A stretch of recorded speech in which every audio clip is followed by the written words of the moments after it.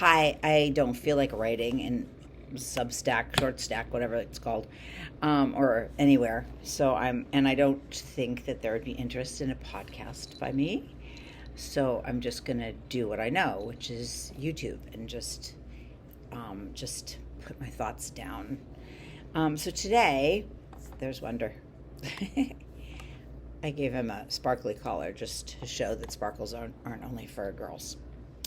Um, So today I experienced, I have my book, The Drive Home, and it's a theory that I've explained to a few people, and some people really get it quickly, and for some people, they don't get it that quickly, which makes me realize I maybe don't explain it all that well all the time. And I won't get into the initial explanation of it right now, but I will give an example of something that I just experienced, which it was traumatic to experience it. To hear about it. It had to have been traumatic for the person, now an adult, who was once a child who experienced it. I can't help wanting to share him. Anyway, um, and it goes to a lot of things, definitely the drive home, but also the ways in which we masterfully sabotage ourselves or propel ourselves forward. So there's propellant, and then there's propellant good and propellant not so good. Like propellant that you start fires with and you can burn your entire life. Okay, or accelerant. So, speaking with a lovely, optimistic, wide-eyed, baby-faced man, probably in his late 40s, 50s, not sure. And he has never done drugs, never one time tried pot, was stoned for like 10 hours and very uncomfortable. Started a lot of munchies, then everything he drove past, White Castle everywhere, he just had to eat it. No alcohol, nothing else, food. And he weighed 600 pounds at a certain point in his life. Collapsed one day. His neighbor heard of the collapse, his downstairs neighbor, called 911. He very quickly ended up at Duke University, where they had a fantastic program, and in a year he lost 200 pounds. He's since lost 50 more, but he has no kidneys that function anymore.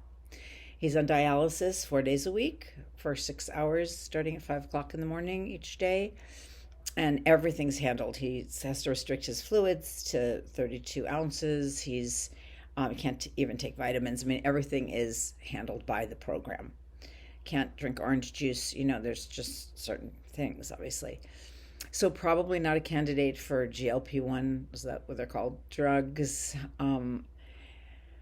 But he just has this amazingly wonderful attitude. But he did say something very revealing, and it fits with the drive home. He was forced by his parents, but especially his abusive father, to clean his plate at every meal, with the dad ranting and raving about, I don't work this hard to earn the money to put food on the table to see it go to waste. I don't know why it has to be wasted if you don't finish it. You can always wrap it up and have it later.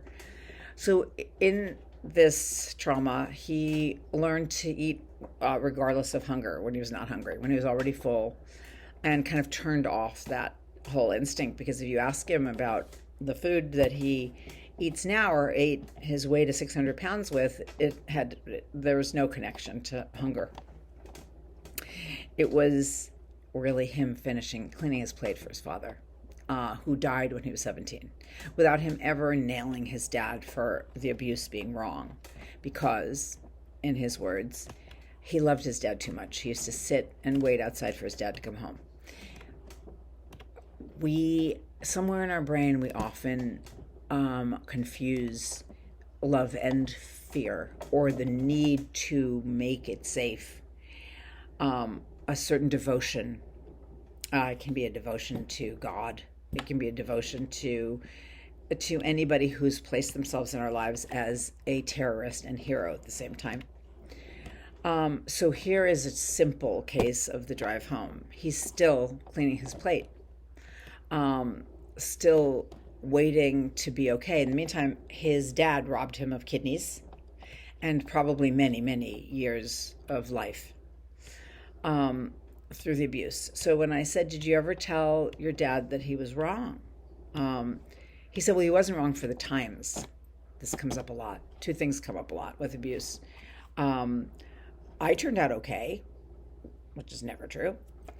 And well, those were the times. Abuse has always been abuse. Doesn't matter when the times were.